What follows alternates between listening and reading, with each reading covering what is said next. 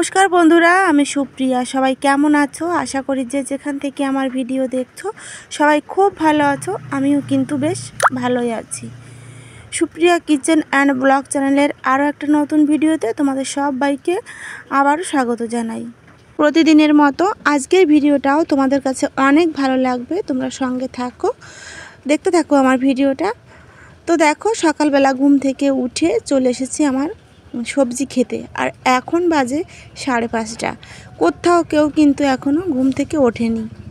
আমি এসেছি এখানে চিচিঙ্গার পাতা নিতে। এই যে চিচিঙ্গা বা কুশি, আমরা তো কুশিই বলি, অনেকে চিচিঙ্গা বলে। এই চিচিঙ্গার পাতা বড়া কিন্তু কুমড়ো ফুলের বড়ার মতো করে খেলে ভীষণ ভালো লাগে খেতে। আমার কাছে তো কুমড়ো ফুলের বড়ার থেকে এই চিচিঙ্গা পাতার বড়াগুলো আরও বেশি ভালো লাগে।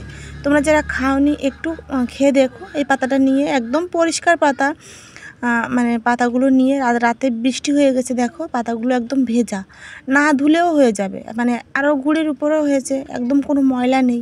তারপরেও একটু ধুয়ে নিতে হবে, বেছে যে কোনো ময়লা আছে কি না, পোকা আছে কি না, বেছে নেওয়ার পর তারপর কুমড়ো ফুলের বড়া যেমন করি, আতপ চালের গুঁড়া দিয়ে একটু মাখিয়ে লবণ হলুদ দিয়ে তারপর এই তেলে দিয়ে ভেজে নিতে হবে। কিন্তু ভীষণ টেস্ট যদি মুচমুচে করে ভাজা যায়, আর অন্যরকম একটা ফ্লেভার, দারুণ লাগে খেতে। আর দেখো, এই যে আমার সবজি ক্ষেত তেমন একটা ভালো হয়নি, কিন্তু টুকিটাকি যখন সবজি কিছু না থাকে ঘরে, তখন কিন্তু এখান থেকে নিয়ে আমি রান্না করি। যেমন পুঁই শাক, ডাঁটা শাক, তারপর কচুরমুখী, তারপর দেখো গাছে অনেকগুলো শসাও হয়েছে। আগে অনেকগুলো হয়েছিল, সেগুলো আমরা খেয়ে নিয়েছি, মানে একদম ছোট ছোট থাকতেই খেয়ে নিয়েছি। কারণ এখানে যদি কিছু হয়, আমরা তো থাকি না, বাচ্চারা কিন্তু ছিঁড়ে খেয়ে নেয়। তো কী আর করার আছে, এগুলো তো খাবে, তাই না? কাঁচা ফল যখন গাছে হয়েছে, বাচ্চারা তো খাবেই, কিছু করার নেই। আমার বাচ্চা হলেও বাচ্চা, আর অন্য বাচ্চা হলেও বাচ্চা। তো চলো তাহলে বাড়ি যাই। বাড়ি গিয়ে তাড়াহুড়ো করে ভাত বসাতে হবে, আর নইলে তোমাদের দাদাভাই আবার না খেয়ে কাজে চলে যাবে। আর 7টার আগেই কিন্তু রান্নাবান্না কমপ্লিট করতে হবে। আর দেখো, এই যে তোমাদের দেখাচ্ছিলাম কতগুলো পাতা নিলাম, হাতে কিন্তু আমার মশা লেগে আছে। তো বাড়ি এসে আমি ভাত বসিয়ে দিয়েছি, ভাত বসিয়ে দিয়ে গ্যাসেই রান্না বসিয়েছি। এখন একটু চা করে নিচ্ছি, কারণ অনেক সকালে ঘুম থেকে উঠতে হয়, তো আমার কিন্তু মানে ঘুম ঘুম ভাবটা একদমই কাটে না।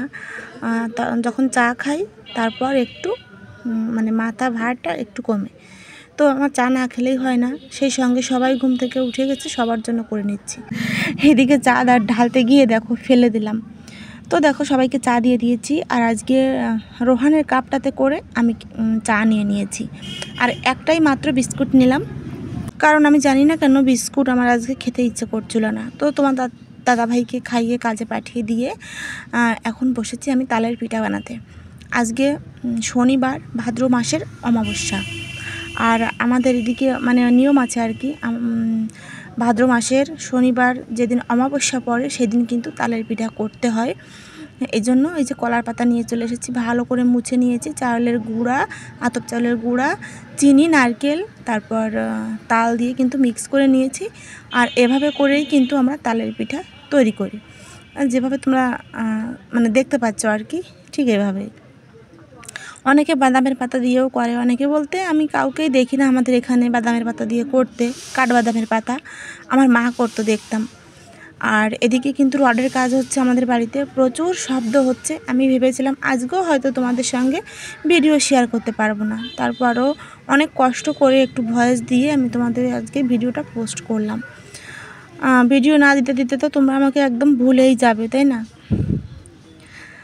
তো আপনজনেরাও, মানে কি বলবো, কাছের মানুষ যারা থাকে আর কি কাছে, তারাই মনে রাখে না। আর তোমরা তো দূরে, ভিডিওর মাধ্যমেই আমাদের পরিচয়, তাই না? একদিন ভিডিও না দিলে হয়তো আমাকে ভুলেই যাবে। তো আমার ছেলে দেখো বলছে, মা আমি যে তোমার সঙ্গে কাজ করছি, আমাকে একটু ভিডিও করো। আর আবার যদি দেখাই সামনাসামনি, যদি ক্যামেরাটা ধরি, ও কিন্তু লজ্জা পায়, দেখো মাথা উঁচু করছে না। তারপর দেখো অনেকগুলো পিঠা করে নিলাম, বেশি করলামও না, শরীরটা বেশি ভালো না, অনেকটাই টাইম লাগে এই পিঠাগুলো করতে। এখন এই যে কড়াইতে দিয়ে ভেজে নেবো আর কি। আর ভাজার পরে কেমন হয় অবশ্যই তোমাদের দেখাবো। এদিকে ঘরের কাজ, তোমাদের দাদাভাই সারাদিন কাজে থাকে, মানে বাইরে থাকে আর কি কাজে, সারাদিন বাড়িতে থাকে না, মিস্ত্রিরা আছে বাড়িতে। তারপর সংসারের কাজ, অনেকগুলো গরু আছে, গরুর খাবার দেওয়া, তারপর পরিষ্কার করা গোয়াল টোয়াল, এগুলো তো আর আমার করা লাগে না, লোক আছে, কিন্তু দুধ দোয়ানোর কাজটা তো আমাকেই করতে হয়। সব দিকে একা হাতেই সামলাচ্ছি। সামলাতে সামলাতে কিন্তু মাঝে মাঝে বিরক্তও লাগে, আবার অসুস্থ হয়ে পড়ি, কিন্তু কিছু করার নেই, সামলাতে তো হবেই, তাই না? তো দেখো এই যে পিঠাগুলো করে নিয়েছি, কেমন হয়েছে একবার একটু দেখো। এখনও কিন্তু নরম আছে, ঠান্ডা হয়ে গেলে তখন পিঠাগুলো সব শক্ত হয়ে যাবে। আর এই যে ভাঙা ভাঙা দেখছো, আমার ছোট ছেলে স্কুলে চলে গেছে, ও খুলে প্রত্যেকটা পিঠা থেকে একটু একটু করে ভেঙে খেয়ে গেছে। বলছে দেখি কোন পিঠাটা কেমন হয়েছে। আমি যে বলছি সবগুলো স্বাদ একই রকম, কিন্তু তাতে ওর হবে না। ও প্রত্যেকটা খুলে খুলে, মানে যেগুলো খোলা দেখলে আর কি, সবগুলো থেকে ভেঙে একটু একটু করে খেয়ে দেখে গেছে। তো চলো যাই হোক, এখানে 15 পিস পিঠা আমি করেছি, তার থেকে বেশি করিনি। এখন একটু ভাত খেয়ে নেব। আজকে স্নান করিনি, কিন্তু অনেকটাই খিদে পেয়ে গেছে। এখন 11:30 মতো বাজে। শুধু ওই যে চিচিঙ্গা পাতার বড়া আর কুমড়ো ফুলের বড়া দিয়েই খেয়ে নেব। আর রান্না করেছিলাম আমি চিংড়ি মাছ দিয়ে, কচুরমুখী দিয়ে একটা তরকারি, আলু ভাজি, এই যে কুচি কুচি করে আলু ভাজি, আর রান্না করেছিলাম তেঁতুল দিয়ে চিংড়ি মাছ দিয়ে টক।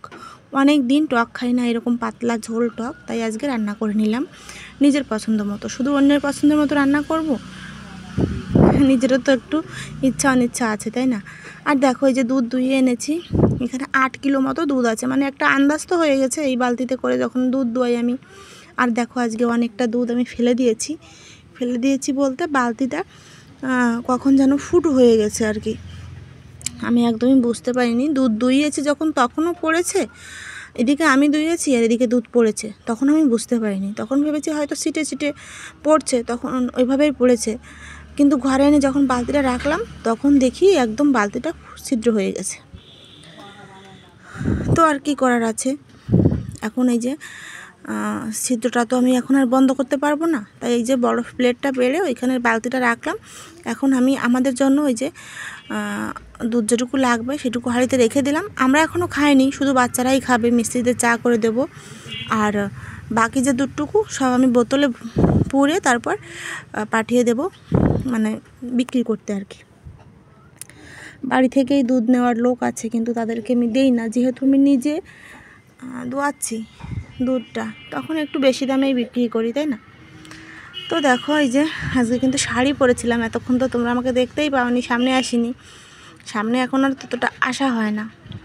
তো দেখো দুধটা আমি ভরে নিয়েছি, আর এখন আমি বোতলটা মুখ আটকে ওই রাস্তায় গিয়ে দাঁড়াতে হবে, একটা লোক ঠিক করা আছে, টাইম মতো এসে নিয়ে যায়।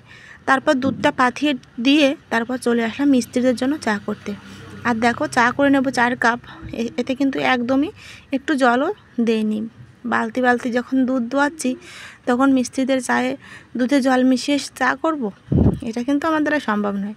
তাই একদম জল না দিয়েই চাটা করে নিলাম। আর এখন চলে এসেছি একদম ভিডিওর লাস্টে। এই যে ক্লিপটা তোমরা দেখতে পাচ্ছ, এটা আমার ছেলে করেছিল। আমি এখন দেখছি যে ও ভিডিও করেছিল, তখন ভাবলাম তাহলে এটুকু আমি জুড়ে দিই। ছাদের কাজ কিন্তু অনেক দূর এগিয়ে গেছে, মানে ছাদের সেন্টারিংয়ের কাজগুলো, সেগুলো দেখার জন্য আমি উপরে উঠেছিলাম। তো ওই ভিডিওটা করেছে, ভাবলাম তো একটু জুড়ে দিই। তো ভিডিও লাস্টে এসে একটা কথা তোমাদের বলি, আমার ভিডিওটা যদি তোমরা দেখে থাকো লাস্ট অবধি, তোমাদের যদি একটুও কোথাও ভালো লাগে, প্লিজ একটা লাইক দিয়ে দিও। আর যদি কোনো নতুন বন্ধু আমার ভিডিওতে ক্লিক করে থাকো, আমার চ্যানেলটা সাবস্ক্রাইব করে আমার পাশে থেকো। আর আমি কিন্তু একদিন ছাড়াই হয়তো ভিডিওগুলো যাবে, তোমরা প্লিজ আমাকে ভুলে যেও না, আমার সঙ্গে থেকো, আমার পাশে থেকো। তোমরা হয়তো বুঝতেই পারছো যে বাড়িতে আমার প্রচুর কাজ, ঘরে বাইরে সব কিছু কিন্তু আমাকেই সামাল দিতে হয়, সেহেতু আমি একটু মানে দেরি করেই হয়তো ভিডিওগুলো যাবে। তারপর দেখো চলে এসেছি রান্নাঘরে, তোমাদের দাদাভাই প্রচুর বাজার নিয়ে এসেছে, এখন এই বাজারগুলো গোছাতে হবে, তারপর আবার রাতে রান্না করতে হবে। তো আজকের ভিডিওতে আমি কি ভয়েস দিয়েছি, কি এডিট করেছি কিছুই জানি না, প্রচুর ব্যস্ততার মধ্যে দিয়ে আজকের ভিডিওটা আমি তোমাদের কাছে পৌঁছালাম। প্লিজ তোমরা একটু গুছিয়ে দেখে নিও, আর ভুল হলে অবশ্যই কিন্তু কমেন্টে জানিও। টাটা।